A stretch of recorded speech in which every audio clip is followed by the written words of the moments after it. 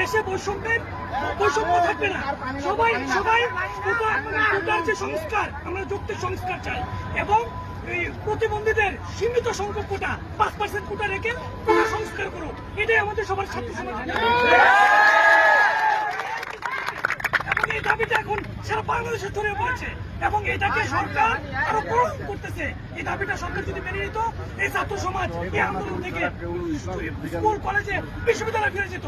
আজকে তাদেরকে রাস্তায় নেওয়া হয়েছে, তাদেরকে আজকে তাদের জীবন হুমকির মুখে। আপনি দেখতে পাচ্ছেন, আমরা ওই আমার এক ভাই আবু চাইছে এইভাবে বুক পেতে দিয়েছে, সে কি কখনো ভাবছে? আরে আজমপুরে এই দেশের ছাত্র সমাজ কখনো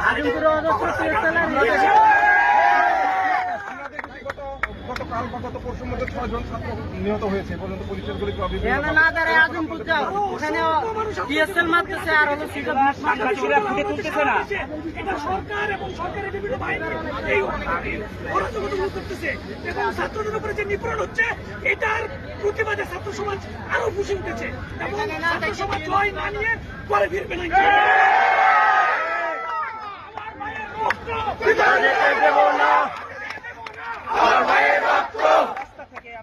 দেখাচ্ছি যে আমাদের বড় ভাইয়ের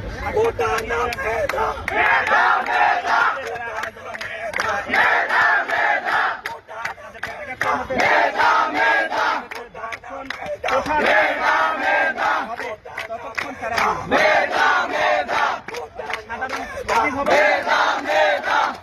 রাস্তায় নেমে এসেছে।